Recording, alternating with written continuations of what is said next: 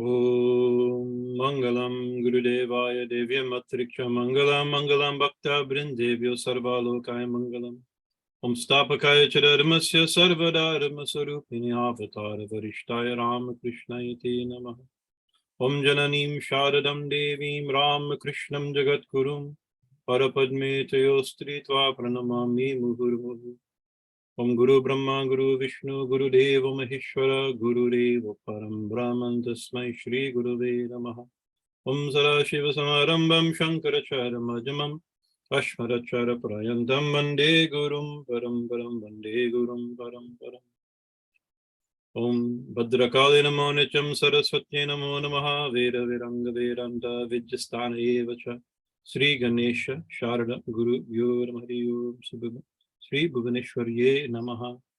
Jai Ma Jai Ma. Happy to continue our discussions from the Srimad Devi Gita, an important teaching text from the Srimad Devi Bhagavatam, a tantric Shakta-oriented Purana. And the Devi Gita is the teachings given by the Supreme Goddess, in the Supreme Goddess of the text, trying not to make sectarian statements, even if we're using sectarian text. The Supreme Goddess as Bhuvaneshwari to the assembled gods who have lost their position, overtaken by a great demon, as per the ancient story, named Tarakasura, and have retreated to the Himalayas and did tremendous austerity and tapasya and prayers to invoke and worship and purify themselves to see the Divine Mother. And so the Divine Mother appears after many verses and many thousands of years of austerities, many pages of commentaries and hours of discussion. The Divine Mother finally appears, but she appears first as an infinite infinite light, right?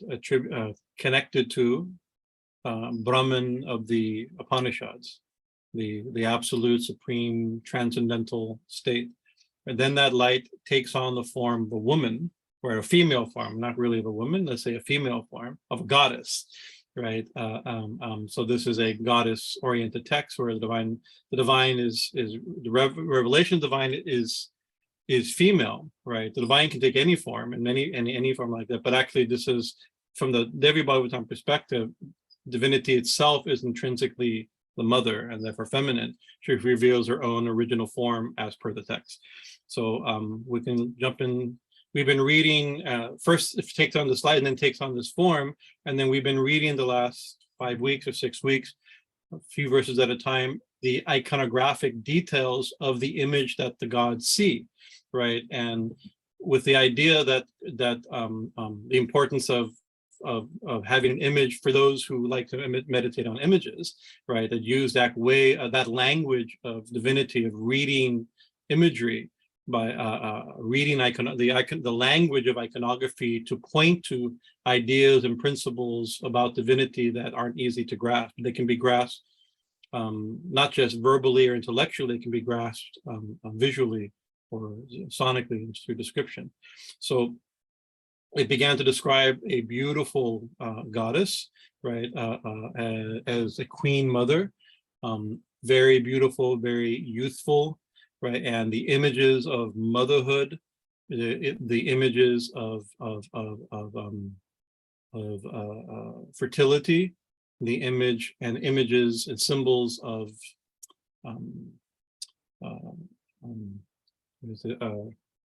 sovereignty, right, and sovereignty. So we've spent many discussing those details. We'll read those verses. I think we'll finish this section of the Devi Bhagavatam. These verses, I think we'll get 3 or 4 verses today. Hopefully, we'll see if I can keep myself on track. Finishing describing the description in the Devi Gita. Let's look at the verses here. Share screen here. I think it's that one. Yes, you can see that? I think so. So this is back to verse 30. We're on today. We'll do, I think, 30, 38, 39, 40, or 39, 40, 41, something like that. But we'll just read these verses, go through the verses so we can picture the full image as being described. That the dazzling light blinded the eyes of the gods, O king. When their vision returned, the gods beheld, ...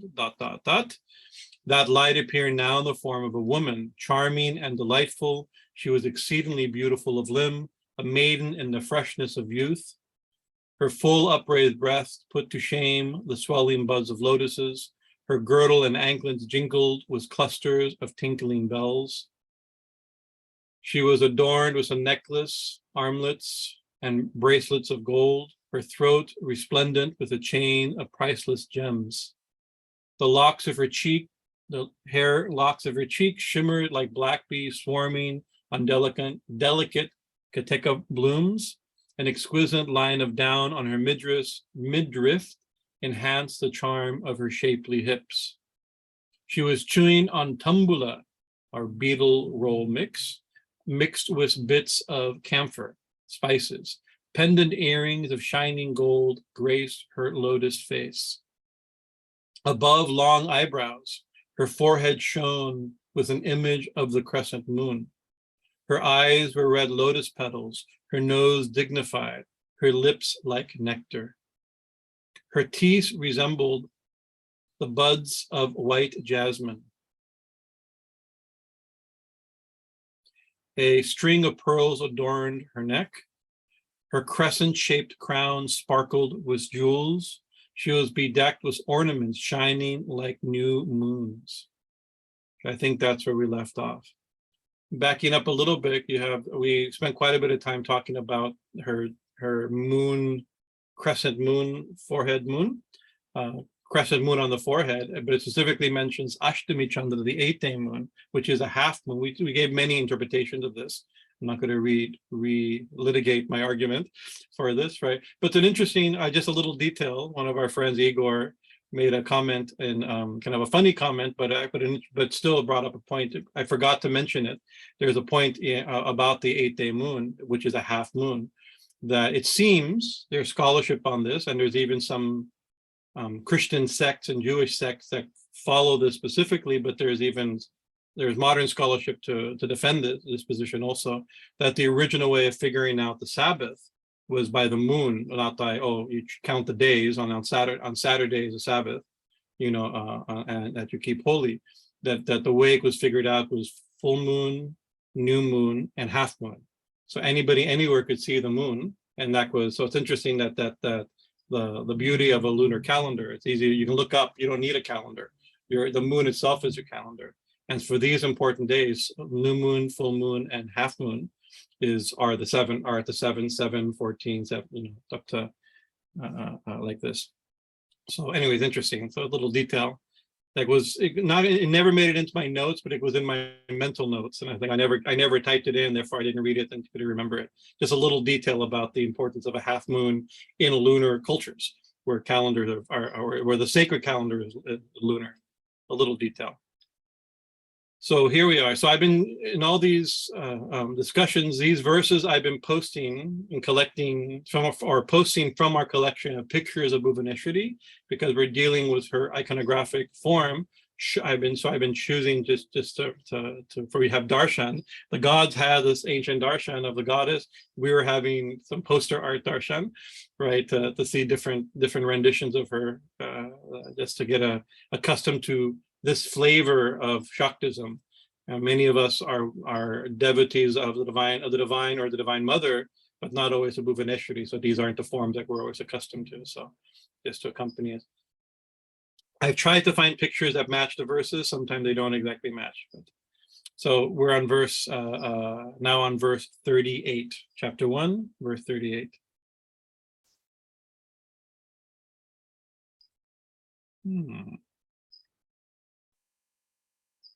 I think 38. 3. My numbering's off. I want to double check the numbers. So my verses are all here, but my number is off.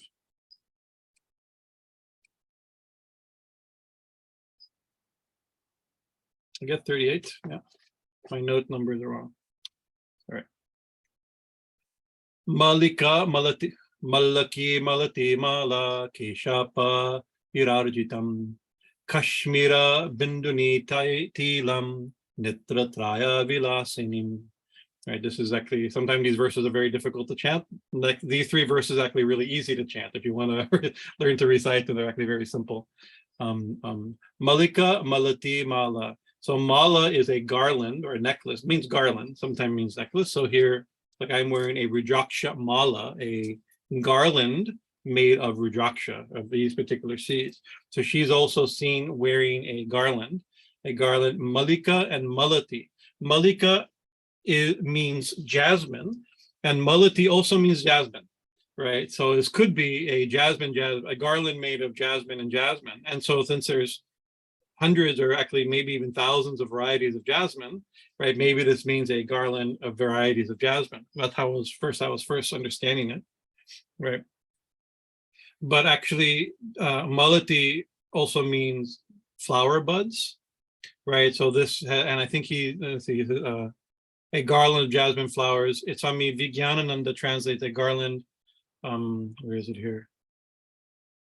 Yeah, mallikā. So he translated and ornamented with mallikā and mālatī flowers. So two different types of jasmine. But anyway, understanding mālatī as flower blossoms or flower buds, it's a garland of jasmine buds, right? And I think this is probably correct because, of course, it's a garland of jasmine, but just a little detail, because that's one way you make, there's a type of jasmine garlands. We have families that make jasmine garlands from all here at the temple, and sometimes it's open jasmine, sometimes they're kind of in buds, right? So it's still closed buds. So it's another type of very beautiful jasmine type of garland, right? Caśapā,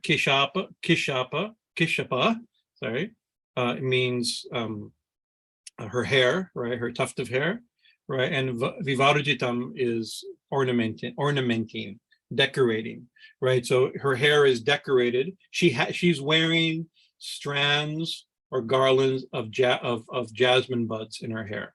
So that's a very beautiful image, right? And perhaps you've seen, especially true in hold on there, in South India, right? That South Indian women will wear jasmine strands of jasmine in their hair. Every morning they tie jasmine in their hair. It's a very common thing. They call it mulapu, I think. I'm not sure of the pronunciation. So that's a very common thing. And sometimes when people bring jasmine garlands for Ma, it's a long garland I put on Ma. And sometimes people bring, because they're picking jasmine from their garden usually, and they make like a little short garland. And I look and go, well, who can I put it on? It's too short to put on any image or picture like that. So I just put it on her hair. And they're like, oh, very, very good, very good. Because they're very satisfied seeing jasmine in Ma's hair. Because most of these people, if they were at home in South India, they would every morning put jasmine garlands in their hair. There's a reason for that. Originally, jasmine in a girl's hair was a sign that she was an unmarried girl, an unmarried woman. So a young girl would wear jasmine up to like that, showing that she's of age. So little girls, we wear just that they're unmarried. When they're a little older, that they're of age. But then also you'll see older ladies also wearing, even older ladies are fully or middle-aged women, I would say, or you'd find even older senior women also in South India wearing this type of flowers in their hair. Often because it's a symbol of youth. When somebody old wears it, it's showing that they're youthful, right? So once again, this is a symbol of the divine feminine as useful.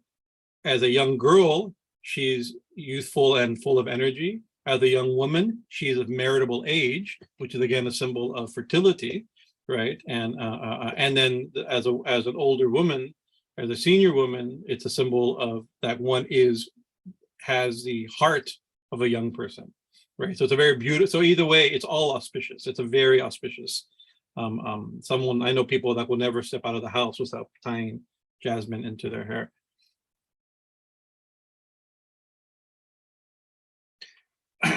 And then so she's wearing jasmine in her hair. Then it says, kāśmiṛra-binduni ṭilāṃ. So bindu means a dot, right, or a drop, but here it means dot, right? And ṭilāṃ is like tilakam.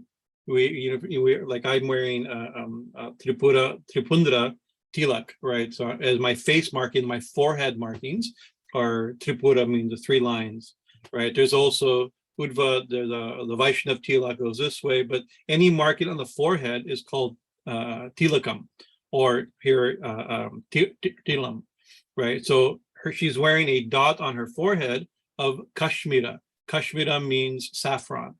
So we know the city, I mean, the state of Kashmir, or the region of Kashmir in India. Kashmir means saffron, right? So she's wearing a dot of saffron on her forehead. Now, there's different things you can make forehead markings on. So forehead markings mean a lot in India, right? And they have a strong, because people are so different.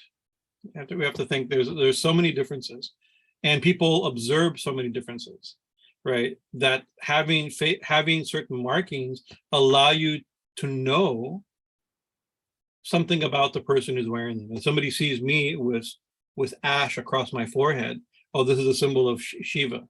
Either he's a devotee of Shiva or he's from a Shaivite lineage of some sort, right?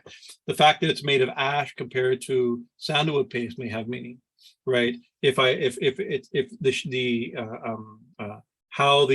you look at my forehead, I have the ash, and I have actually sinduram. I have out of saffron and other spices. I have a yellow dot and then a red dot of kumkum, sindur on it. This all has meaning like that. And so you see, oh, they know the sect one belongs to, or and therefore, like for instance, if I was wearing Vaishnav tilak, right, somebody may greet me differently, right, and respectfully. Hopefully, it could also be an act of, oh, you're one of those others. We don't like your sect, and we'll shun you. That unfortunately can happen too. But sometimes it means, oh, Namo Narayan, or Hare Krishna, Jai Sri Radhe, according to the tilak, or Om Namah Shivaya, Om Namo Narayan Swamiji, or something like that. The response like that. But similarly, the different have meaning this way, have sectarian meaning, religious meaning this way. It also, one of the reasons we wear tilak also is for protection. There's a belief that there's subtle we talked about this a little bit in our subtle anatomy class, that within the body there's chakras and nadis, something like marmas and things like that. There's places in our physical body, or in our energetic body within our physical body, right, that are sensitive to spiritual vibration. And so two things that they become, because they're sensitive to vibration, they could be influenced by negative vibration, right? And therefore putting holy things, holy substances like ash or saffron or Ganga mud or sandalwood paste or kumkum or things like this, dirt from holy places like that, on these spots, in a certain sense, act as like an armor to seal those places, right? And they're not just done; they're usually done with mantras. Om Trambakam Yajamahe, Om Rishikeshayad Mahagada. There's different mantras that you put on, so you're actually purifying. You protect yourself with this holy substance, right? But also with holy names. More important than the substance becomes a medium of transference for meditating and invoking holy names and vibrations like this. We talked about nyasa. Nyasa is based on the same principle. Kam, using mantras and placing mantras on the body, something like that. So that's one thing. It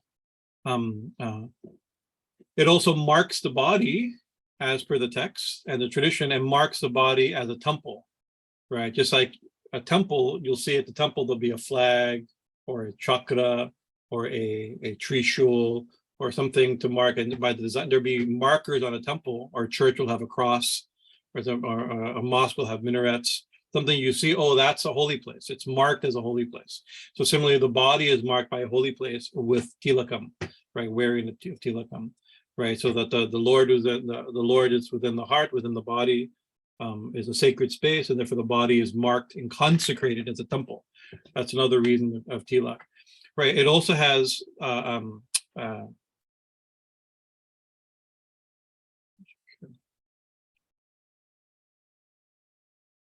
sorry, double checking here. There's also, we mentioned there's some, last week we were talking about what is it, planetary stones. We're talking about gemstones. So similarly, the substances you use for tilak can sometimes be associated with planetary alignments and correspondence, right? An example for this, on just for the sake of complete of over explaining every little word of the Devi Gita for that sake, which is my tendency, right? Sunday, if you follow that method, Sunday the dot or the bindu will be made with sandalwood or red sandalwood, right? The associated with the sun. Monday, which is for this moon and for connected with Shiva, ash could be used. Tuesday for the planet Mars is usually either saffron, like what Ma's wearing in this verse. It's saffron. Saffron is prosperity and power. Wednesday is with turmeric or saffron, turmeric and saffron mix. Thursday is associated with Vishnu. That is, we use sandalwood paste or gopi chandan, which is mud from a holy river. Friday, again, saffron, like this. Friday and Saturday both is also saffron, like Ma's wearing. So she's wearing saffron. Just talking a little bit about the tilak idea, and especially wearing, because she's not describing all these religious markings that I'm covered with, right? As per our lineage, right? She's just describing the simple dot, and the bindu. Right, the word is, I think even binduni is there, right here, binduni-ṭilāṃ. Bindu is also has become also a cosmetic. It's a cosmetic principle also. So sometimes you'll see people wearing a little felt circle or a little plastic gemstone, costume jewelry gemstone. It's become also very cosmetic, a sign of beauty, right? Decoration. Like all the things, like we wear so many jewelry. Why are we interested in jewelry? There's many reasons to be interested in jewelry. One of which could be that originally they had it has meaning. And so even wearing a plastic or felt little dot with a glued onto your forehead, right? It may not have the same spiritual significance, right? It's not done with mantras. It may not be, that doesn't have holy substances. That has felt plastic and sticky paste or something. I don't know, some chemical, hopefully not too dangerous, right? I think there was actually a thing where it was causing some skin problems. And so the government had to come in and change the requirements for the plastic bindus were causing people some problems with having some reaction to the skin and some toxic effect. But you can see even the beauty of it, right? And it is, I think, very beautiful cosmetic principles, like jewelry, especially worn by women. The jewel type of idea is often worn by women, and they have some meaning. Not a universal meaning, because like red means you're married, and green. It's not quite like that, but it can mean that. But you can't make an absolute statement. But there is some meaning to what people wearing, girls or women wearing different things on their forehead. But here, this combination. She's wearing garlands in her hair, which represents youthfulness, right? Of jasmine, and it's connected with, in the same line, the same half verse, with a tilakam, bindu tilakam of saffron, kāśmiṛra, right? That has a meaning. That combination, I believe, means something specific, right? Especially in South India, where these things are still observed. When a girl, a bride to be, is brought into the marriage hall for the marriage ceremony, she's greeted with garlands of jasmine, as per Shastra, and saffron paste on her forehead at the third eye, the Agnya chakra, the third eye place, right?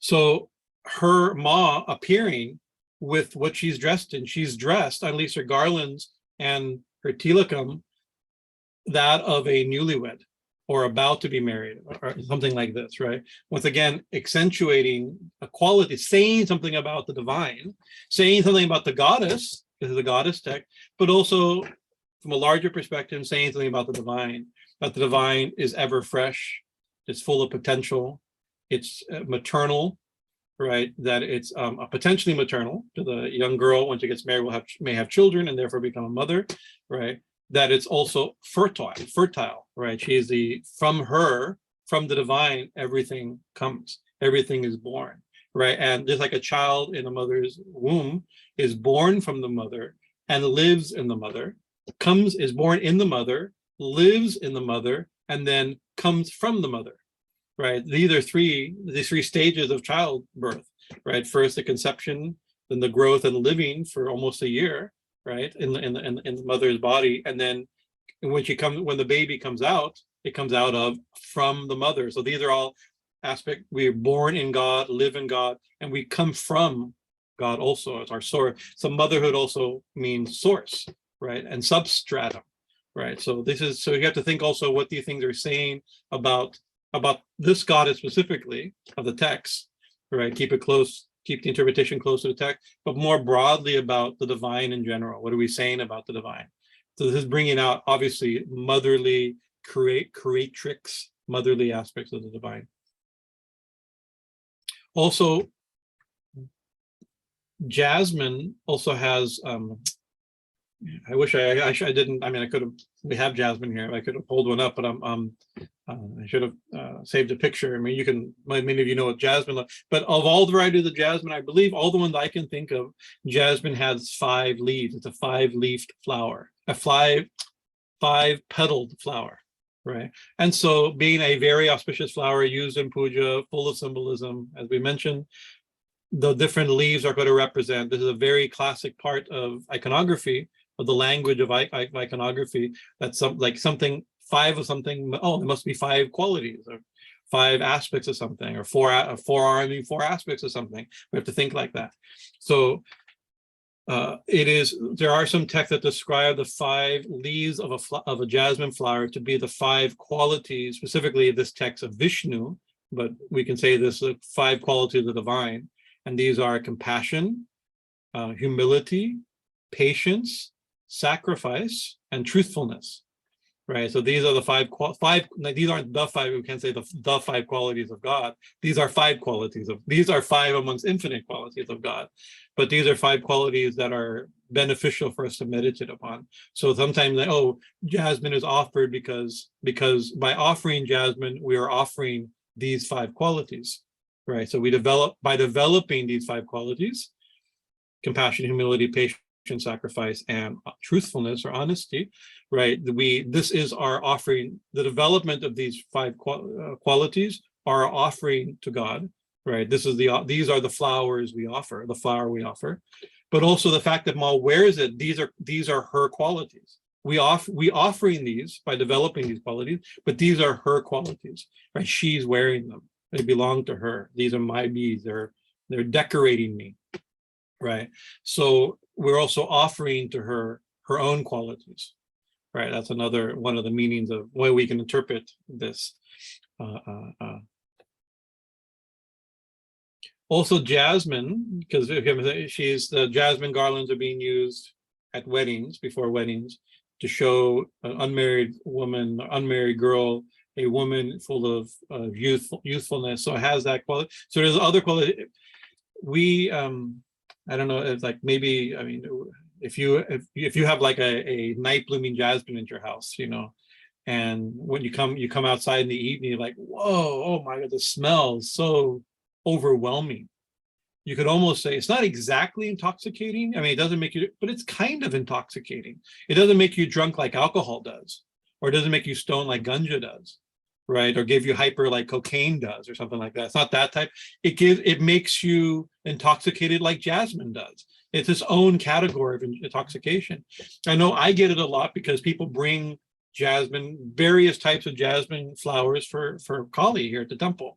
And we say, try not to smell it because we're trying to offer unsmelled things like that. But like, usually it's like, whoa, it almost can't help it. You're like, it's completely overwhelming, right? You almost get, and you can pass out almost. It's not that type of high, but there's something about the very fragrance, right, that makes it a great symbol of love. Love, remember the symbol of youth and marriage and child, so it's love is like that too, right? In Mandir, we're invoking all these Sanskrit poetics, right? That the smell, you become over, just like when one falls in love, one becomes almost intoxicated, overwhelmed instantly. You don't know where it's from. This is romantic, a romanticized version of romantic love. There's so many different types of love. Highly romanticized version of romantic love. Let's say that, right? In poetic language, one becomes bewildered and overwhelmed by it, and intoxicated by it. So jasmine is a symbol of this overwhelming intoxication that comes from fragrance, something it's very sensual, right? We usually think of all kinds of senses, but it's a like if you take drugs, you drink alcohol, you may get an effect. That's a chemical effect. This is an effect of being overwhelmed by a sense experience, right? It's one sense of smell that can become completely bewildering, overwhelming, becomes it short circuits you, like love short circuits you, right? Right. For that same reason, it's also a symbol of sensuality or eroticism, erotic experience can also overwhelms you, right? And just like I mentioned, when I pull out the garland from the plastic bag, somebody brings it away. It's like it almost can't, even though I know it's in the bag, I know it's going to smell strong. When you pull it out, it still punches you in the face, right? It catches you unaware, right? Unprepared, right? That's the thing. You're unprepared, even if you're expecting it. It still catches you unprepared, much like the erotic type of, in the language of erotic poetry, that becomes, you get caught unprepared, get overwhelmed, right? There's also quality, because the poetic significance is really, I mean, there's so much. I wish I knew more. I mean, especially during this section, more of Sanskrit and Indic poetic aesthetics, right? There's so much to it. Jasmine, overwhelming, unprepared, like love, like sensuality or eroticism, like that. But of course, the most famous jasmine, in Spanish we call it huele de noche, right? It means the light blooming jasmine, right? So jasmine is seen, one of its qualities, that it blooms at night, and therefore it gives its smell. The night blooming jasmine we call huele de noche in Spanish, it also smells at night. But jasmine blooms at night and gives its original smell, many varieties of jasmine, at nighttime, right? And we collect, which means that it's modest. It's this love, it's sensuality, it's eroticism, it's all the things that those represent in a mother goddess figure, right? But it's subtle, it's modest, it's hidden, right? So it's a great symbol at the time of a wedding also, that this is of love and of pleasure and like that, but it's secret. You're entering like a bride and a groom entering a secret, although people know, but it's still a secret relationship ultimately, right? So there's so many symbols. So you're seeing jasmine, it has all these things together that give it its poetic sense, and from its poetic sense, it gets a theological sense. What's it saying about the divine? We have to think of it as a theological text ultimately. These things are poetically and iconographically speaking about the nature of the self, nature of God, the nature of the goddess, of the mother, right?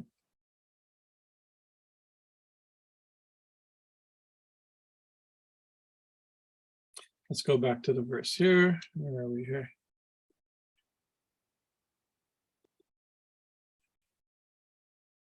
So mallikā-mālatī-mālā, a garland of buds of jasmine in keśapā-virājitām, in her decorating her hair, right? Here it says luxuriant. Keśapā is like a tuft, a bound of hair, so he's translated as luxuriant there, right? Kāśmiṛra-binduni-ṭilāṃ, her forehead is a saffron dot, right, is Decker is a fast round dot. Netra-traya-vilāsinīm. Netra-traya, netra means eyes, traya means three, right? And vilasini, well, it means, here you can see he says, with her three, while her three eyes reflected her playful mood, right? So in the next verse, we'll describe more her three eyes. She had three eyes, right? That's a powerful iconographic something you can't get by. A lot of these goddesses are gods and goddesses, especially goddesses, are usually seen with three eyes. Sometimes the third eye, let's see in this painting, let's see, you can see this one actually, good, I chose this one for the right purpose. You can see here, you can actually see, that's blowing up, I think, right? I don't know, I know, okay, yeah. You can see her, the three eyes open. So that is very often, you'll see Kali is also seen with three eyes. So many deities will have two eyes, but then the third eye kind of just like a dot, so there's an implied third eye. Shiva is seen as with having three eyes, but one of his eyes is closed, right? So the two eyes are open, which is a world, is part of the symbolism, the world of duality, and the single eye is the world beyond duality. That's one meaning, right? Two is duality, and one is unity, right? So when the third eye opens, then you go beyond duality into the unity, to the one, not the dual manifestation. And when Shiva opens his three eyes, his third eye, usually in the stories of Shiva, he does it, like when interesting enough, Kamadev, Cupid, the Hindu Cupid, he tries to agitate Shiva in one of the stories, not disconnected to this story actually. Right? This is eventually Shiva, the reason the gods are doing tapasya to get the Divine Mother's vision, so they can ask a boon from the Divine Mother, from Bhuvaneshwari, that she be born as Parvati in order to have a son from Shiva, so that the son of Shiva, which is Kartikeya, will kill the demon Tarakasura, who had a boon, that he only be killed by the legitimate offspring of Shiva. You know, that's part of the whole backstory, right?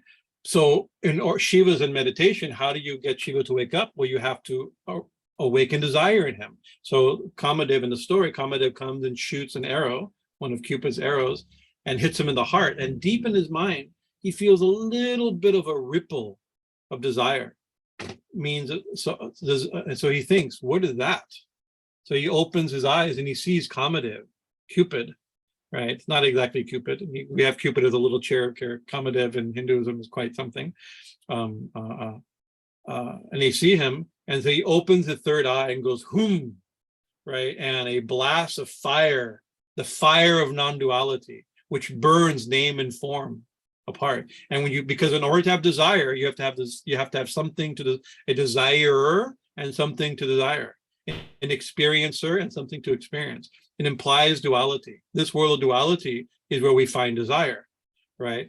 There has to be two things to enjoy, or to enjoy something, or to want something, or to lament that you don't get something, right? All the aspects of desire. So Shiva opens the third eye, the fire of singularity, in which case the world of duality is burnt. And therefore, in the story, Kamadev, the god of lust, the god of love himself is burnt. The god of duality, in a certain sense, is burnt, right?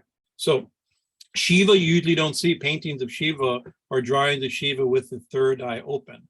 But the Devi you usually see, so in the Devi, in goddesses with three eyes, will often mean something a little different. It means that also, the two and the one. She is the one that becomes the two, right? She is the one, the singular reality that becomes the world of duality, or should I say, duality is a difficult thing. It's really of manifestation, of variety, right? The one becomes the many. We describe duality like night and day. Night and day is not two things, it's a million things. The two extremes are night and day. You have everything in between. Black and white, these are two extremes, you have everything in between. Pleasure and pain, two extremes, everything in between. So the duality is just describing the two. In this use of, there's many theological uses of duality. I mean duality in this sense, right? So she's the one that becomes the two extreme, which means becomes the variety. And that's good. These final verses are going to really express the one becoming the many. That's what it means to be the mother, to be born within her, from her, in her, like this, and into the world that is also her. So it's very much part of it. Three eyes also means past, present. So what is eyes mean? Eyes, something, you see something. We say, oh, I see, means that you see it, but it also means that you understand it, right? That you get it, right? That you comprehend it, is to see something. We use that language in English also, right? So to like the word darshan, to see, is also the word for philosophy in India. A view of the reality, a view of something, or the understanding of something, or a visual of something, all symbolized by seeing or by the eye. So three eyes could mean past, present, and future, could mean seeing in the three worlds. It could be all kinds of, it could be also, there's symbolism, there's a subtle symbolism of three eyes, especially in Tantra and in kind of esoteric Tantra and Kundalini Tantra. Ida, Pingala, and Sushumna is often described as sun. One eye is sun, the other sun is moon, the third eye is fire. So Ida, Pingala, Sushumna, the three passageways. You can see there's connection there also, right? So, but here, let's go back here to the verse where this is netra-traya. So she had three eyes. Well, next verse will describe that more, but it says vilāsinīm, netra-traya-vilāsinīm. So the three eyes are described. Vilāsinīm is the descriptive term here. That's describing her three eyes, which are attributed or aspects of Devi. The subject is Devi, the goddess, or the divine reality, whose nature, whatever three eyes means, past, present, future, all-knowing, sun, moon, and fire, all kinds of ways of understanding it. It's Vilāsinī. Vilāsinī means playful, right? So that's her eyes are playful. So you can see people's eyes can be angry, they can be sorrowful, they can be confused. People have a confused look in their eyes. Their eyes, an angry look in their eyes, a lost look in their eyes, a longing look for their eyes, lovelorn look in their eyes. This is a playful look, right? Let's go here. Playful. So in the Bhuvaneshwari Devi is very closely connected to iconographically and by personality and quality, and historically also to Tripura Sundari, Lalita Tripura Sundari, Raja Jeshwari.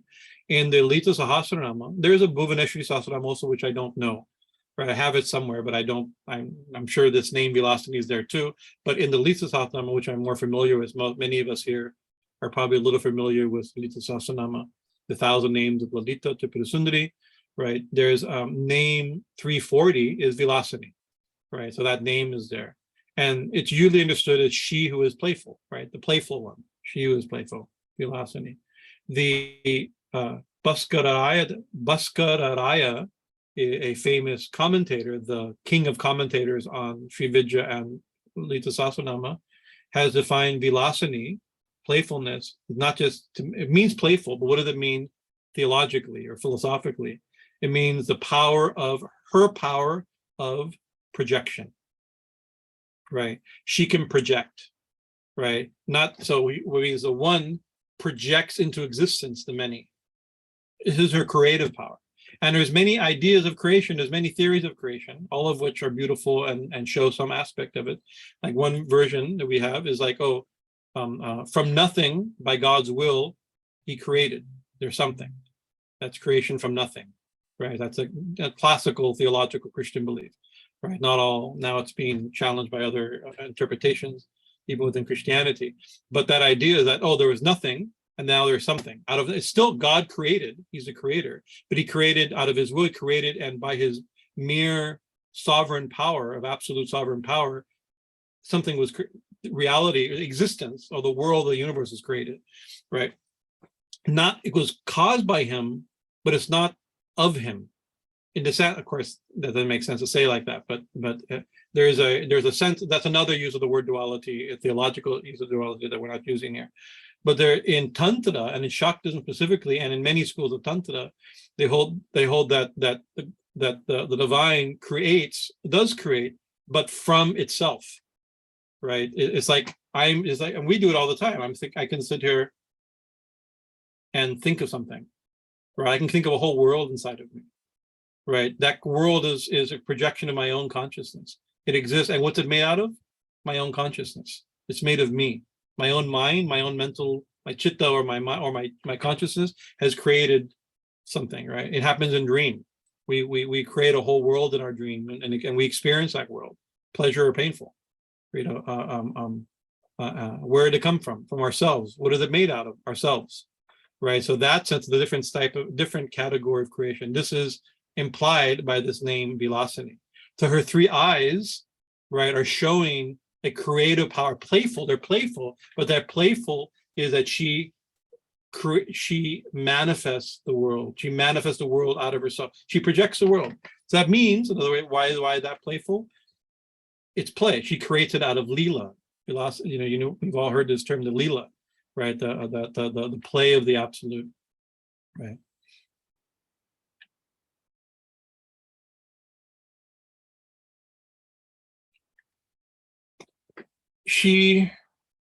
This term idea that the one projects the many, the one becomes projects the many on the screen of consciousness that is herself also, right? And then what happens to us when she does that? Of course, we're part of the many that she projects, right? But this world of name and form we're seeing, nama, rupa, name and form, we see it, and then we see the many. We have two eyes, we see the many, right? And in that scene of the many, we lose the one.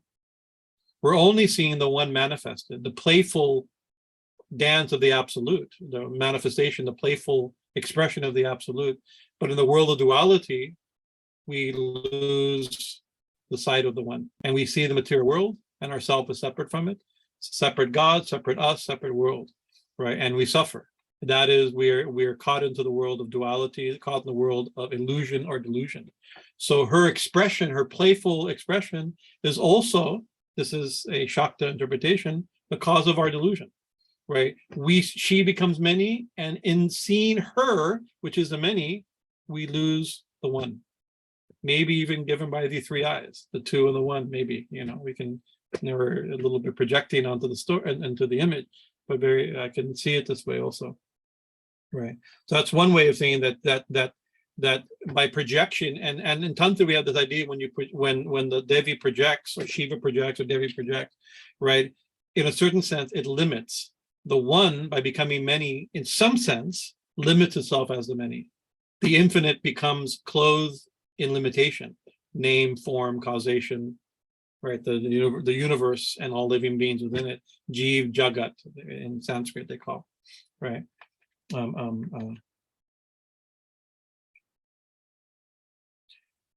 How to imagine if you could, if we don't lose sight of her. Of course, this is a lot we're being taught. Don't lose sight of her. She's become everything. God has become everything. Don't lose sight of him. Don't lose sight of it.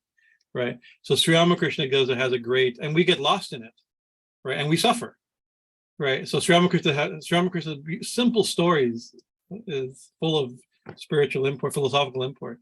He tells a story of an older sister, right, who in the village, right, who puts on a bear outfit, a bear, head, right, and comes, and her little brother goes, a bear, right, gets so scared, right, because bears are scary, right? I mean, a bear in your home or in your backyard can be scary. And then the sister takes off her mask, says, just kidding, it's me, right? And then hopefully everybody laughs, like, oh, it was just you.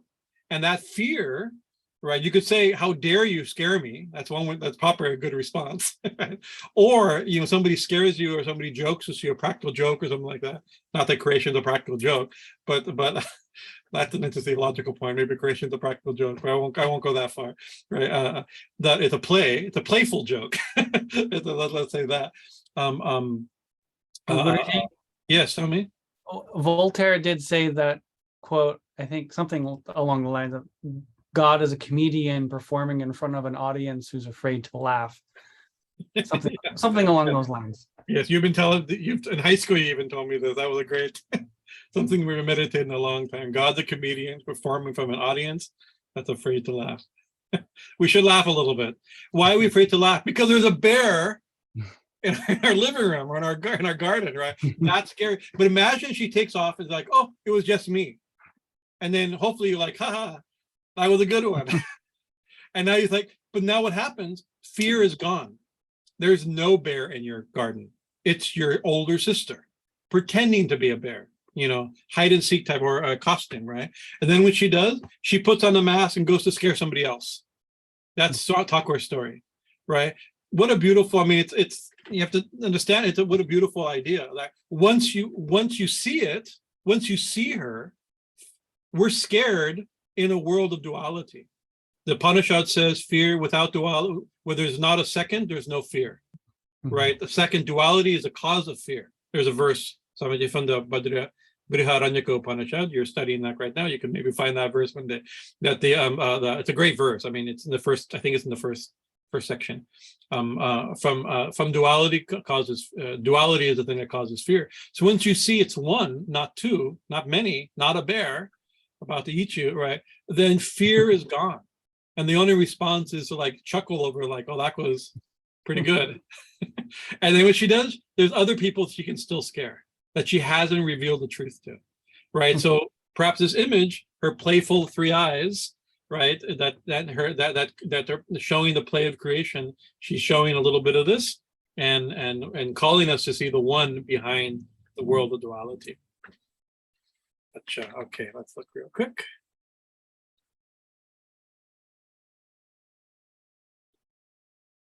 Okay. Yeah. So this painting doesn't exactly match the verse, but this verse is describing her weapons. She holds a noose, a lasso or a noose, and a goad, an elephant goad.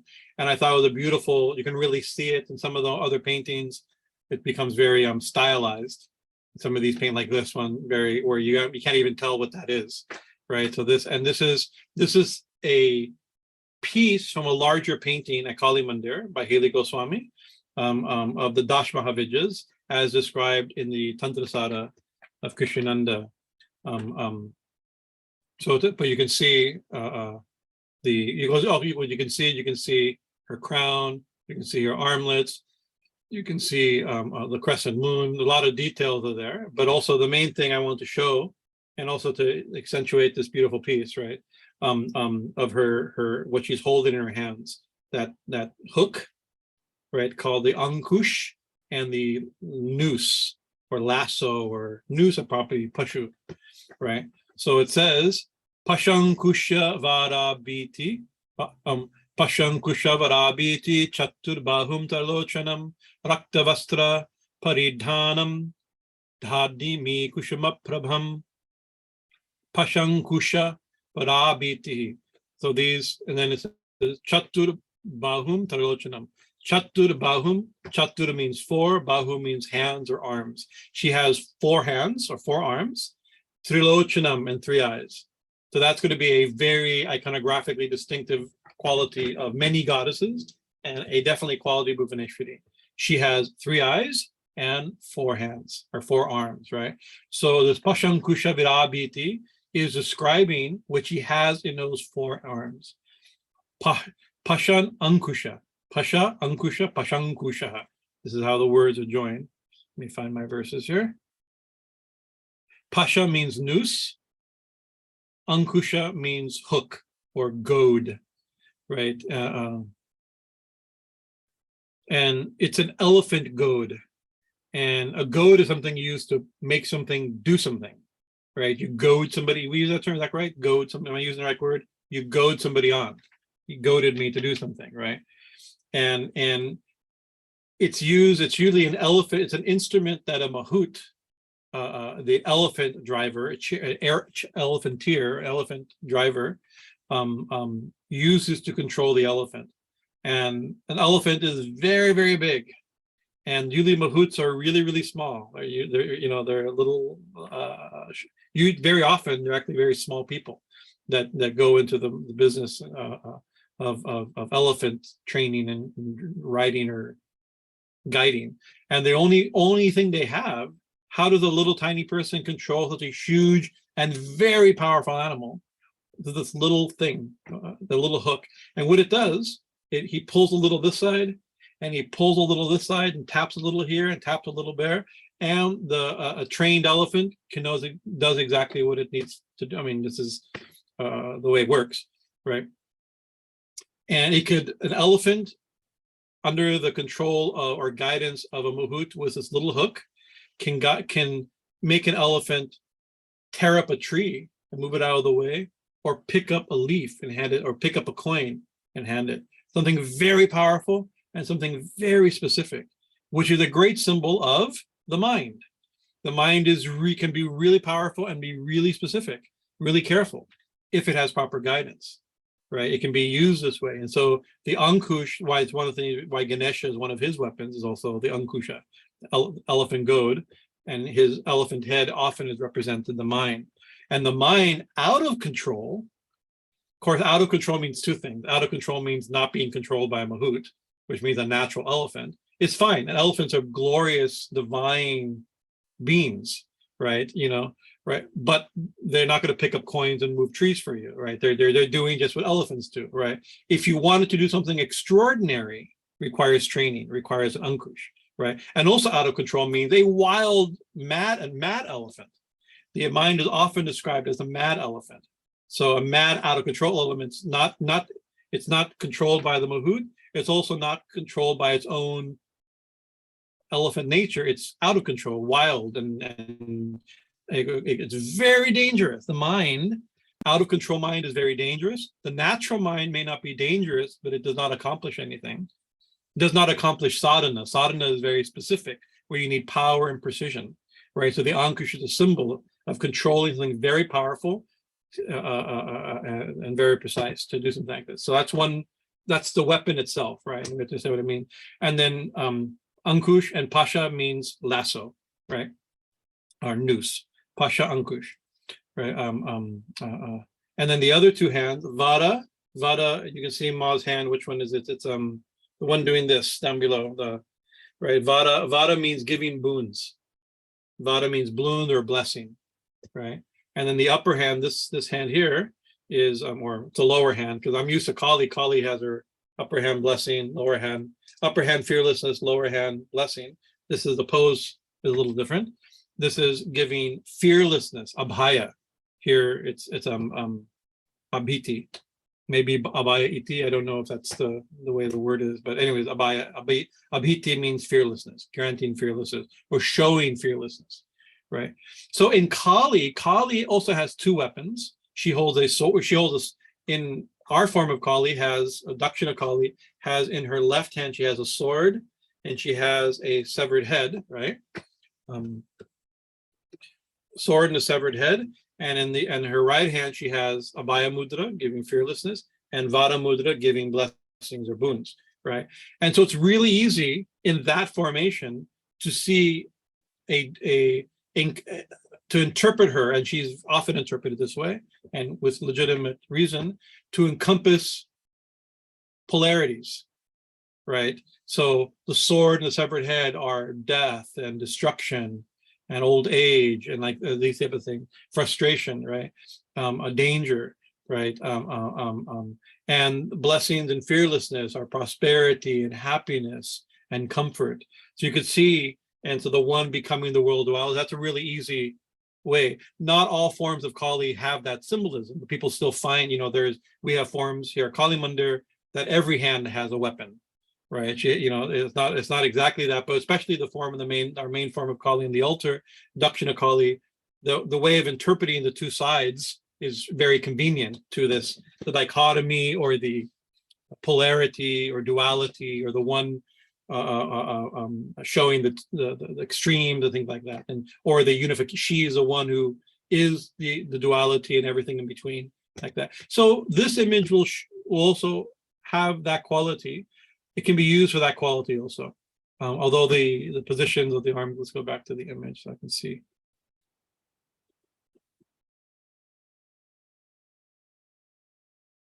So first we have to see forearms. 3 heads, 3 eyes, all-knowing, past, present, and future, sun, moon, and fire, Ida, Pingla, Shumna, duality, transcendence. You can think of all the The three worlds, you can think of whatever three could mean. The Trinity, we have so many: creation, destruction, and preservation. There's all kinds of ways you can understand a triune symbol, the symbol three in iconography. Four is also a very popular symbol, right? So four arms could be the four directions, right? Arms are where we do stuff with our arms. So the arms are symbols of power. What are her powers?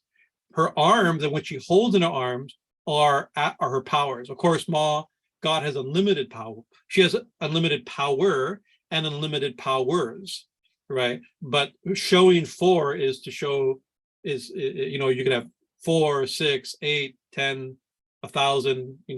So many different numbers have symbolic potency. So four could be all directions, the four cardinal directions, right? Cardinal directions also maybe cardinal directions, right? Brahma has four faces. We see there's four Vedas, there's four yugas, there's four ashramas, there's four varnas, right? Caste or type of. There's four levels of sound, pada, pashanti. So the number four is a powerful number because we see. If it takes four things to make something solid, right? 4 legs make something solid. 4 wheels make something solid. 4 wheels on a car, you can go very fast and safely, right? There's something about stability. There's a 4 has that quality to it. So Bhuvaneshwari, being the goddess of the earth, being goddess of creation, goddess of the world, right? 4 is going to be definitely the number that's going to be predominant in her iconography, right? So what are these 4? What are the weapons? So what are the 4 powers, 4 strengths that are being accentuated in this verse, in this image, right? Or let's look at as far as closer to the text. What are the 4 powers that the gods are seeing? They're seeing her with these 4 arms. And remember, seeing means they're visual, they see her in their eyes, but they're also getting it. They're understanding this revelation of the Divine Mother, of the Divine. They're understanding. What are they understanding by these 4 arms? These are 4 things that they're understanding about her nature, right? That's I think the main point, right? Well, let's see what it is. So let's look at the world duality. One, her lasso or her noose. What do you use a lasso or noose for? To bind something, right? And we are considered in Shaivism, all human beings, there's Pashu and Pashupati. Pashupati, the Lord, is the controller of all beasts. Pashu also means animal, a bound beast, right? But also we're another creation, but we are bound, and the Lord is the one who binds, right? So the one who's binded us. So we are all bound, and Pashu also means animal. We're also animals, we're creatures, right? So it has both these meanings. So simple, Pashu means the noose means bondage, and the hook is something you use to tear bondage, to free something, right? If you have something tied and you get your keys, you can try to break it, try to break a knot or something, right? So the hook could be symbol of the opposite of bondage, to use that kind of dual, one side, this side, one side, this side. So bondage and liberation. That's a real simple. She's the cause. Her 2 powers are to bind and to liberate from bondage. That's a very big thing. That's actually who the Divine Mother is in the Shakti tradition. Mahavidya Mahamaya, in the Chandi, in the Devi Mahatmya, it says Mahavidya Mahamaya. She's the great wisdom and the great illusion, right? She binds us and she liberates us. And you can see the 3 eyes also mean that also. The world of duality, binds us in the world of duality and liberates us into the one, or by seeing the one in the world of duality, perhaps, right? Right. So Ankusha, liberation, the goad, liberation. So let's look again. In the Lita Sahasranama, I mentioned there's many shared names to Goddess Lalita and Bhuvaneshwari. At the very beginning, opening verses, verse 2 or 3, verse 2 or 3 name, I think I wrote it down, name name 8 and 9 in the Lita Sahasranama. I think in the second verse, the third verse, verse 8 and 9, second verse, 8 and 9, name 8 and 9. It describes her. First it describes Ma as, the first verse is that God, Shri Mata Shri Maharaj we worship that, or that, that Lalita, that Shri Mata, that divine mother, the auspicious divine mother who exists, who's a ruler of all beings, who sits on a lion throne of rulership in the fire pit of consciousness, right? And then it describes, what is she holding? It says Raga Sarupa Pashadyaha, and then Krora Karankusha-Sojwala. Sorry, I didn't practice these names, right? It describes she holds a noose, and she holds the hook, the goad, right? But that describes what it says what it is. It says Raga Sarupa Pashadyaha, holding the rope. One translation had the rope of love, right? But it says raga. Raga means love, could mean love. That's one of the variety, but it means attachment or desire. Raga maybe desire is the best. Attachment, maybe we'll say attachment, but desire, attachment, where those two mix in our idea of love, perhaps, right? So she's binding us through. Okay, these symbols are another the good point. We talk about this a lot when we talk about Kali symbolism. The symbols have two ways. There's how the one becomes the many, and how the many become the one. As the one becomes a many, she binds us through name and form and our attachments to name and form. That's the noose. But on the return, she can bind our ego, bind our attachments also, right? So we have to think of the symbols also to be opposites as well as positive or negative, according to whether it's one becoming the many and binding, or the many becoming, realizing, seeing the one through liberation. So we have to see it a little bit like that. But so this raga that she's binding us, she binds everything, or we could say we're bound. So why are we bound? There's many reasons why we can be bound, right? But this image is saying the binding is her power. So we're bound by her power of manifestation. Her three eyes are vilasini, right? They go to make this universe, and our attachment and desire for this universe binds us, right? And therefore we're bound. We can say we bound ourselves by attachment, but that attachment is her power. Raga Sarupa. This noose is in the form of attachment or desire, right? By saying that, I may be going a little bit off, but we're getting a little bit of tantric theology for the sake of, this is a class on tantric theology, so it's probably not a bad thing to give you a little bit of tantric theology, right? Raga is the first and foremost of the kleshas, right? Kleshas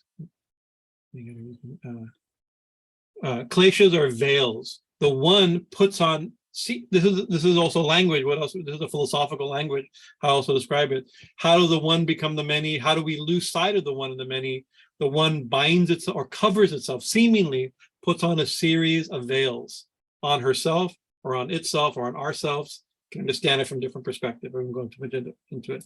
So the main one is avidya. The first klesha in the class, there's different lists, but I'm just giving you a simple list. Klesha, one is avidya. Avidya is ignorance. Then asmita means over-identifying with the ego, right? Caused by ignorance, right? Then raga, here represented by this as attachment. We get bound by attachment, right? Then dvesha is the opposite of raga. Not opposite of raga, but it's like, it's attachment is raga, dvesha is aversion, rejection of something, right? And then abhinavesham, or fear, right? Attachment, fear and attachment, it's fear, but it's caused by attachment because we fear to lose what we're attached to. I can't go too much into it, but the bondage, we're bound by attachment, which is caused by ego, which is the root cause of ego is ignorance, ignorance of want, of our real nature, of how Ma is covering herself. Once you see that it's her that has covered herself with with what? Ignorance, with avidya, asmita, raga, dvesha, and abhinivesha, right?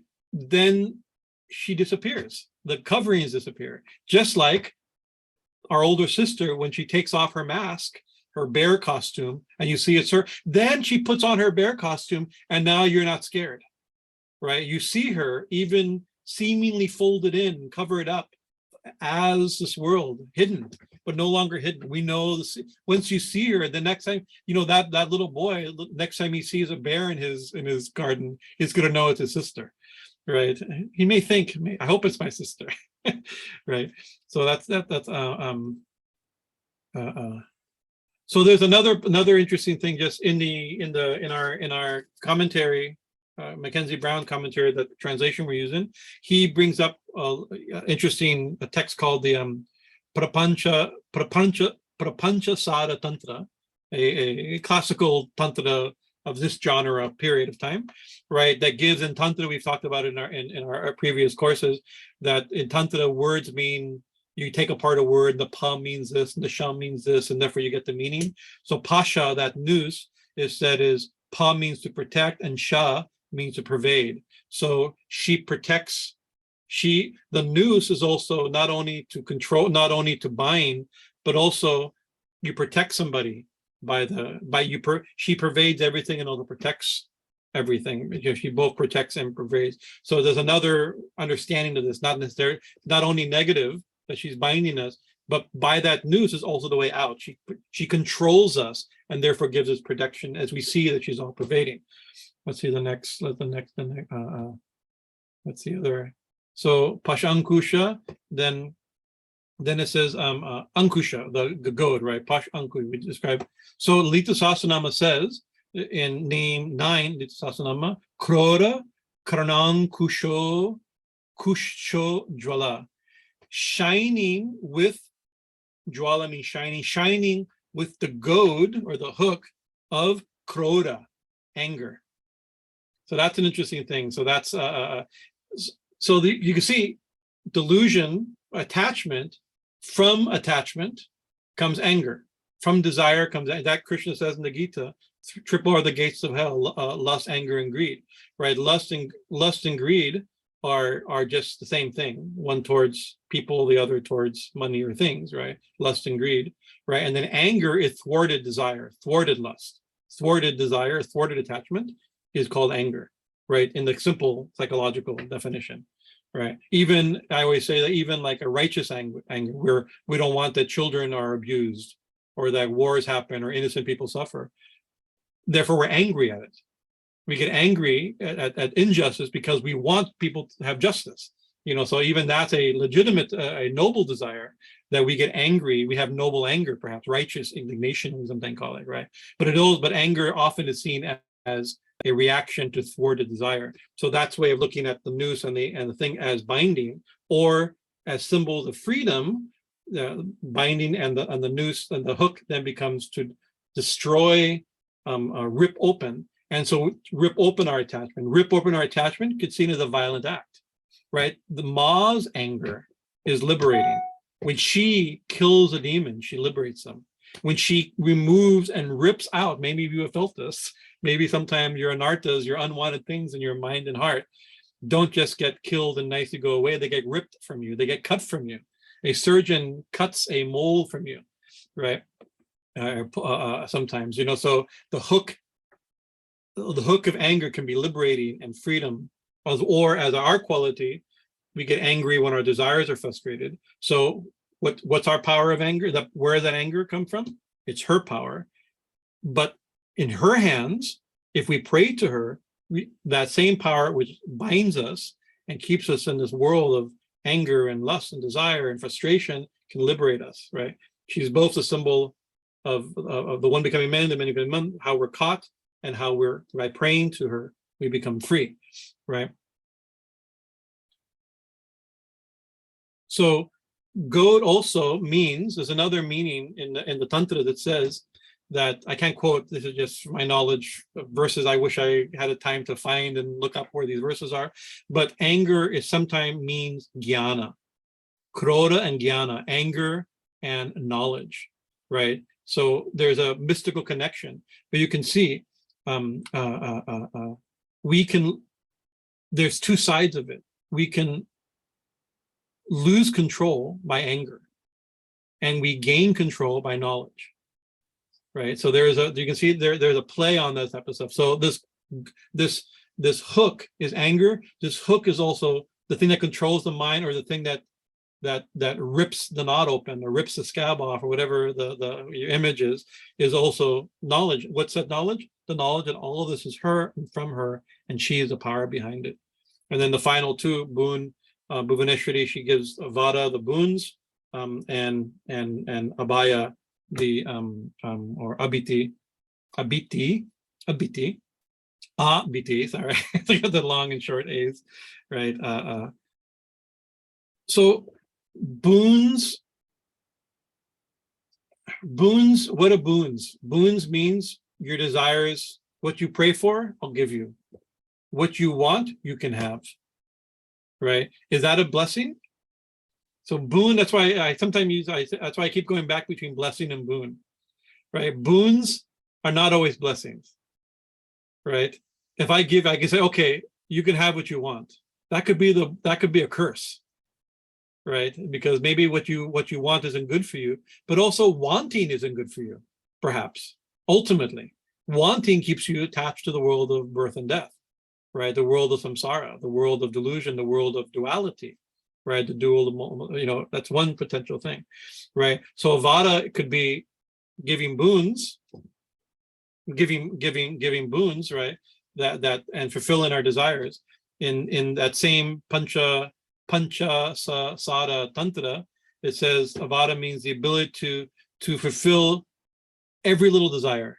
That's what he glosses, that text glosses. Every desire in the mind, every mind-born desire can be fulfilled. We can, but there's, or it can be blessing. A blessing, you could think, perhaps if we give a positive use of the word blessing means there's a positive connotation, is that we're giving spiritual blessings, right? And actually spiritual blessings fulfill the need, remove the need to get boons, right? If we get a blessing, that means our real desires are, we're blessed with devotion, for instance, or knowledge of non-duality, for instance, or seeing mom within the many, for instance, then the desire goes away. Our desires are fulfilled, right? That's the highest blessing, right? And then fearlessness. The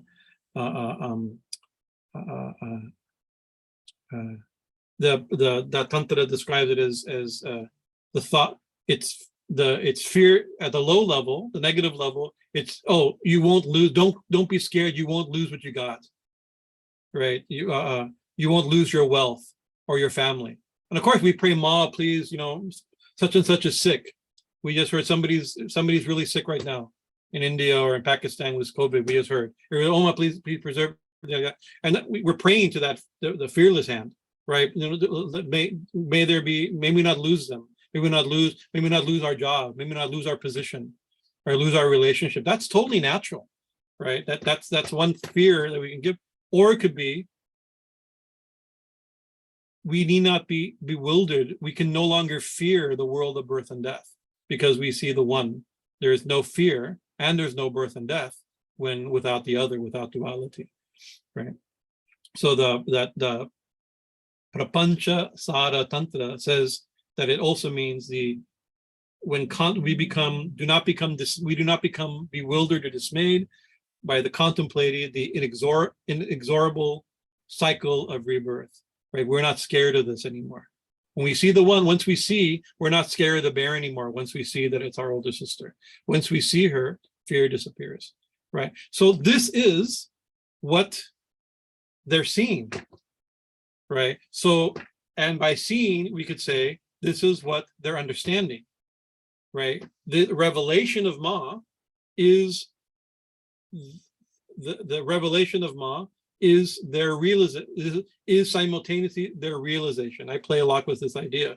A revelation of the goddess is our realization, right? If I tell you, oh, I'll tell you a secret. Now you know the secret, right? So my revealing it to you is you getting it, you understand it, you're you're realizing it. So this is, I iconographically describe all these details, and now where the gods are also understand it in the story. But this is not just about gods a long time ago, in ancient time when the world was young, right? This is about now, it's about us, right?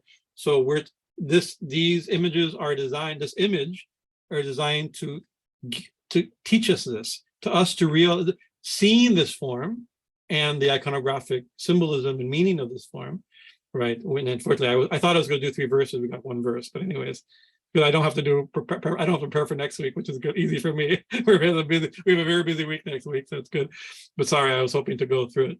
But this verse is really important because that's the primary symbolism, the primary image. I kind of give it 3 eyes, 4 arms. Certain weapons, like Kali, 3 eyes, severed head, 4 arms, sword, severed head. These poses, right? These are the you can't get away from. This is, in a certain sense, the main bang, the main thrust of the image. All the other, her eyes, her throne, her crown, her moon, her earring, her armlets, her waist belt, her anklets, all these beautiful things. You forgot to mention the fact you had 3 eyes and 4 arms, right? That seems to be the most important aspect of it. So next week we'll go a little bit more, and we will finish the last 2 verses next week. Sorry. Let's look at the verse again here. Oh, we didn't even get half a verse. Well, there we go. It's already, it's 8:30. Otherwise, I want to keep going, but I won't keep going. So she is dressed in red and appeared lustrous, like the blooms of a pomegranate. Raktā-vastrā-parīdhānāṃ, dāḍimī-kusumā-prabhām. We just finished this line. She's dressed in red as a color. It says rakta, color of blood, actually, right? Rakta means blood. So once again, some of prakriti, of energy, of shakti, of dynamism, right? Also the red, the color of a Hindu bride. I mean, she's wearing the dot and the garlands and the jasmine flower of a Hindu bride also, right? So it may have something like that also. It's a wedding image. This image doesn't have this image. I chose show her in red cloth for the next week, for the next verse. And what is it? Red. She was dressed in red and appeared lustrous like blooms of a pomegranate. So this is a great, and I was like, you ever seen a pomegranate bloom? They're very beautiful. They're interesting. They're beautiful white flowers, and from behind the white flower comes the fruit, and they're very, I'm not white flower, red flower.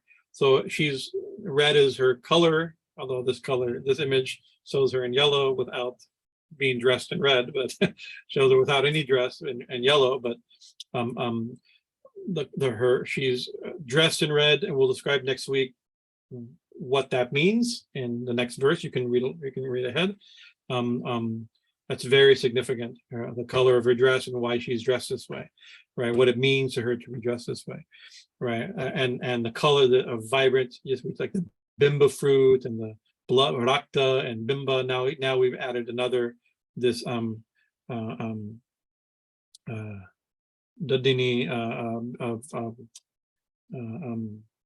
of a pomegranate, right? A very auspicious fruit. Also, pomegranates are often connected to breasts. So this has something like that. So behind the flower, and behind it the breast. So her body, her form is dressed in like that, accentuating her. There's all kinds of poetic stuff which I'm not sophisticated enough in poetics to really understand what's being said here, and I haven't found commentary to that example. We can imagine that she's blooming like it's also shining prabha. She shines like a pomegranate flower, and a pomegranate flower, they're a little waxy and shiny. That's another thing. One of the qualities of a pomegranate, we have a beautiful pomegranate tree. The fruit's very glossy and waxy. The flower is also waxy and glossy and shiny, reflective. So it's a very nice image of a shining. Her body shines like a pomegranate flower, dressed in red. So we'll leave it there. Thank you for your kind attention, and sorry I didn't get further along, but that's the way our meditation's going. Jai Sri Guru Maharaj Ji ki jai, Jai Mahamaya ki jai, Jai Swami Maharaj Ji ki jai, Jai Bhuvaneshwari Devi ki jai, Jai Ma Dakshineshwari Avatarini Dakshina Kali ki jai. Jai ho, jai ho, jai ho. Any questions or comments?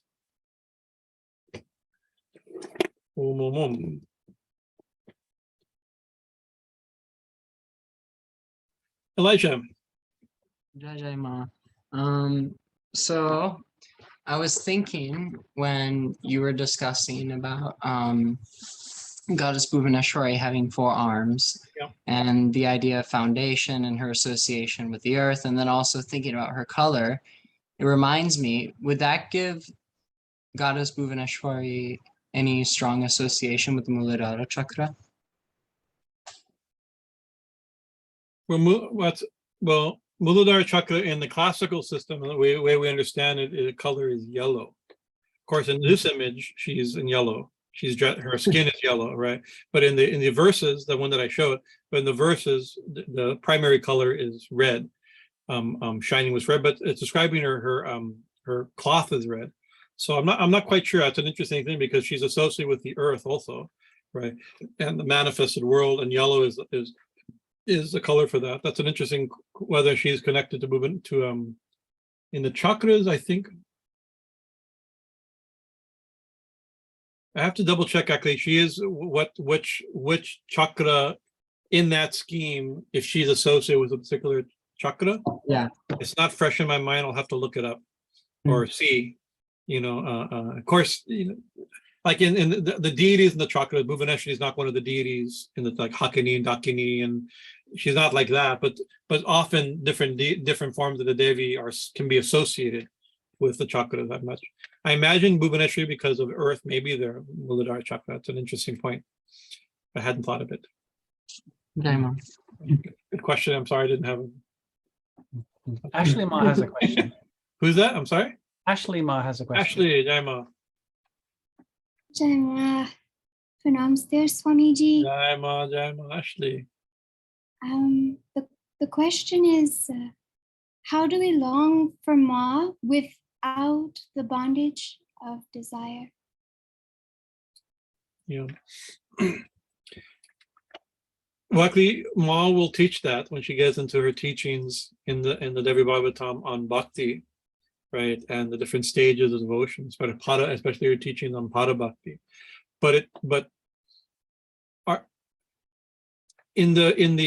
I think about this line and verse a lot. It's about the goddess in general, but specifically about it's describing Lalita Tripura Sundari, and in the Sundarya Lahari, it mentions that it's saying other gods are giving blessings and boons, right? Are giving boons, right? But not you, which is weird because Lalita Tripura Sundari also has her hand like this. She also gives, some certain poses she has like that. And she says, only you, Ma, of course, this is glorifying Lalita Tripura Sundari as the supreme deity, right? Don't do that. Instead, right, you point to your feet. So this lower hand doing this isn't giving boons, it's our granting desires, is pointing to her feet, which means this is what we really want, right? That's, I think, a very, very important, what we want is really her. So while she appears as everything, and we can see she's everything we want, literally, she's everything that we want, right? And she is desire that makes us want it, right? But she's also the one that we really want, right? I know every time I get into this, I get closest to singing a Spice Girl song, but I won't. Not dignified for a sannyasi, right? But she's what we really want. I'll go that far, right? She's what we really, really want, right? And so, so recognizing that she's who we want, even in the wanting of everything, right? She's everything, and she's the desire for everything. But as we develop even that knowledge and that mood, the desire for everything disappears, and then we want or decreases, and the desire for everything, as in her, for the one thing, right, increases. We recognize that's really what we want, and that's the one that wants and is wanting, right?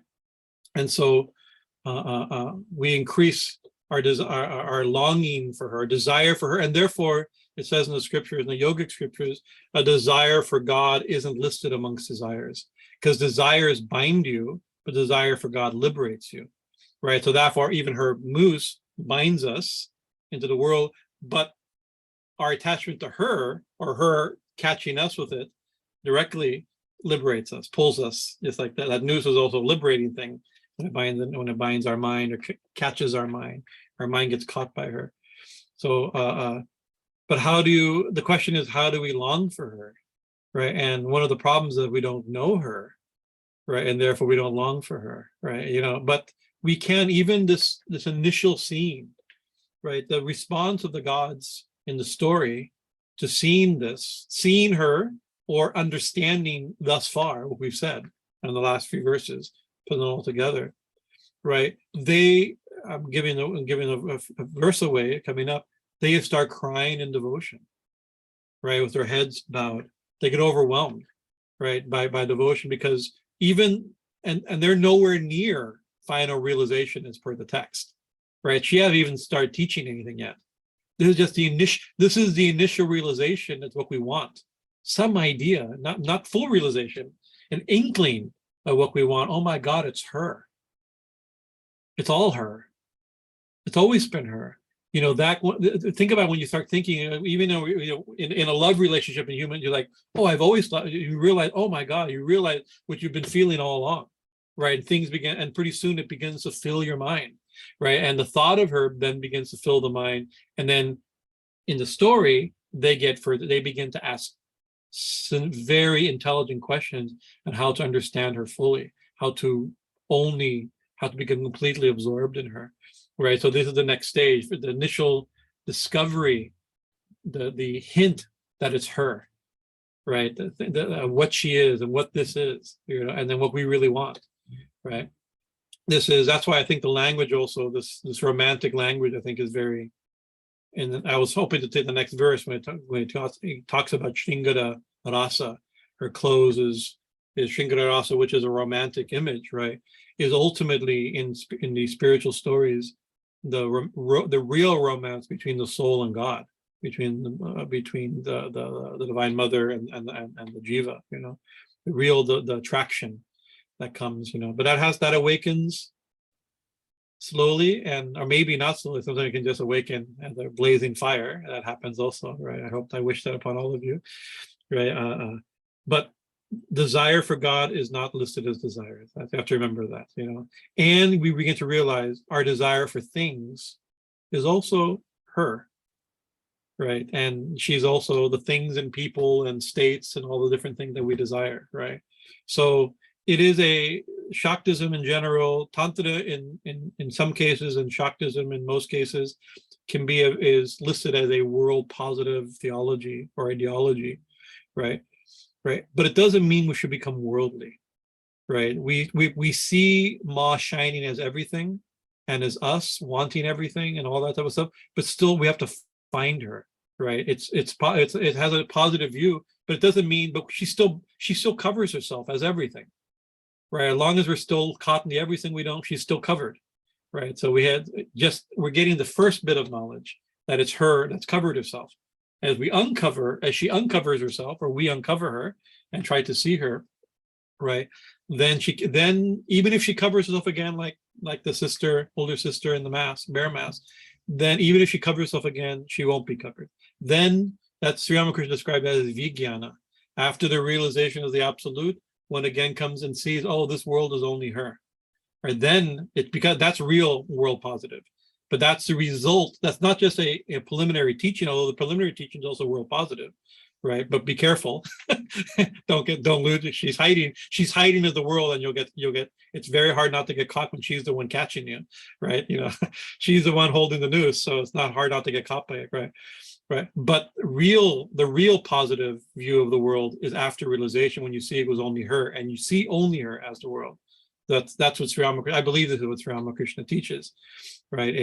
His unique, very mature devotional world affirming Tantra, or world affirming Shaktism, a world affirming Vedanta, if you would call Vijnana Vedanta, something like that, right? Is after realization. right? But even before realization, we get hints of it. And it's I think it's a healthy attitude to see, rather than the world sucks, I suck, God hates me, and I deserve to suffer. That may well be true. I mean, I'm beginning to think maybe that's true, right? But it can't be true. That's not a healthy truth if it's true, right?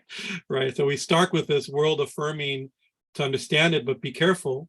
And then when we find her, then we'll really know what the world is. We'll really know who we are, who our loved ones are, and who this world is, like we seem to have some desire for. Hari Om Tat Sat. Om Om Om. Elijah. Is it okay if I add on to that a little bit? Yes, Some of thoughts course. that I had. One of them is pretty much the exact same, but just thinking of Sri Ramakrishna's words too, and him saying, give up desires, but if you must have desire, desire God alone. And taking all those different passions that we have and bringing them together and letting them flow towards God rather than everything else, sort of building, like, it's almost like, imagine like you have a river going downhill, and like slowly that water starts to like creak out the sides and break off into all the other dirt. And then you have to build those, kind of build a wall, right? We have to put things away and build a wall directing it towards one place. So sort of like he's saying, like, when take the combined force of your three attractions, the attraction of the housewife for her husband and of the child, or I don't remember the order of it exactly or what they were exactly, but taking all of our combined attractions and directing them towards God. And the other thought I had was, there's an image that came into my mind, is that if this world, let's say this world is a tree, and it's a hard place to live in, and sometimes within this world, it's like we're constantly, I don't know how to say exactly, but the image I sort of had was that within the hard tree of the world, there's sometimes nectar flowing. Right. So like with maple trees, within that hardwood, that nectar and that love is flowing, and it sometimes takes breaking away at that and saying time away and breaking away at that tree in order for that that syrup to flow out. So actually, in the verse we didn't get to, the next verse we'll say, or the verse after that will say, it will say that the gods, what do they behold? They beheld this image of Ma, this understanding of Ma, seeing, beholding in both sense, right? With extreme compassionate look, right? So her love and compassion is, even in all the bewilderment, there is, if we look at her properly, we can see how she's actually looking at it. Was unfeigned. I think the verses you guys have the verse, unfeigned compassion, right? She's not pretending. This playful look is still a look of complete compassion, right? So it is true that even in the whole thing, there is juice. If we have to, of course, it's mercy to see it, right? That's God's grace to see it. But so it's and one of the problems that we become, even when it's Ma's grace to see it, sometimes we don't see it because we're not looking for it. We get a little bit hard-hearted and callous, right, and distracted, right? We have to look for it, but we can see that she's actually smiling with extreme love and devotion and love, and affection, and compassion.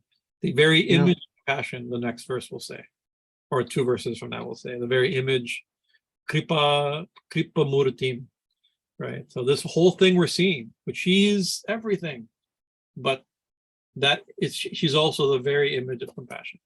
You're right. There is much juice in this whole thing. Sometimes within the hard maple tree, you don't see the maple syrup.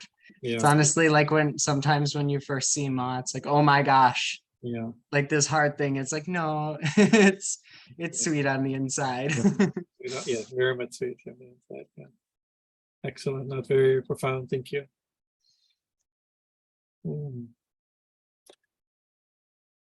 Hari Om. Anybody else?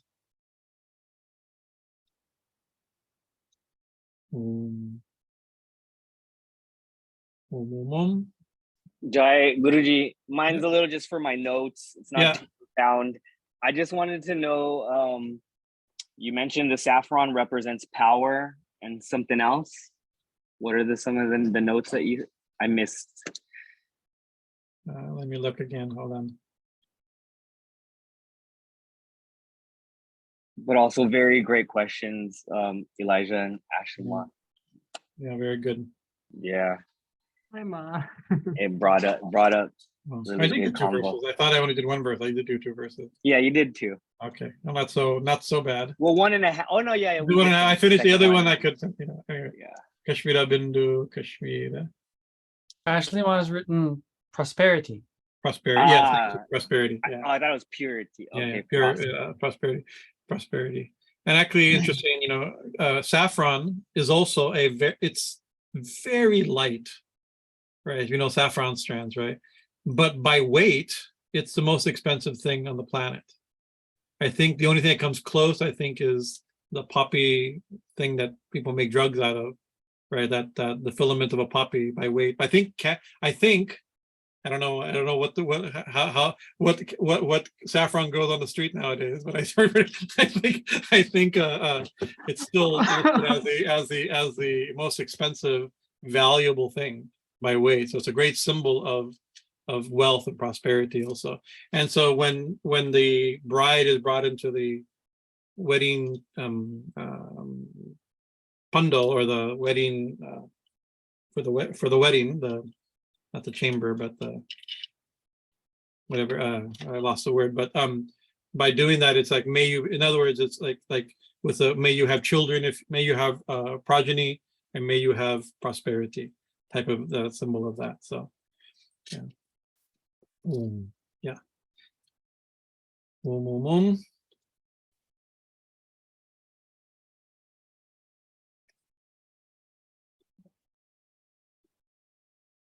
All right, dear ones, it's almost 9. If there's nothing else, next week we'll continue. And I really, if I can do 2 verses, I can do the 1 more verse, I think there's 1 more verse, and then there's a couple link verses of what the gods experienced when they're like, oh, they're overwhelmed like that. And then following, hopefully not next week, the following week, we'll start with one of my favorite verses. It's actually from the Chandi, from the Devi Mahatmyam. Namo Deve Mahadeve Shivaya Sajam Namaha. That is a very profound verse, and it's chosen, I think, here for a very profound reason. Put it all together. The verses that are chosen to God's pray with are very meaningful, and so this is a hyper meaningful verse in a list of very meaningful verses. So I'm very excited. Actually, one of the reasons I wanted to speak on the whole Devi Gita is to take another crack at that verse in a satsang. I think some years ago I gave a satsang at the Duni talking about that verse, but the recording is not good, and I could get a better recording that will last a little longer on that verse. Is very beautiful. For me, it's like, this is like the perfect Shakta verse. It summarizes the entire Shakta theology and all its subtlety in 2 lines, in 2 half lines.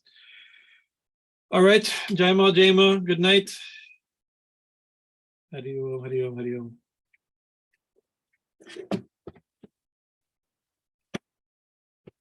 Hari Om. Ananda ji, nice to see you again. Giri ji, Aja, Alex. Jai Ma. Jai Ma. Hari Om, that's it. Hari Om, that's it.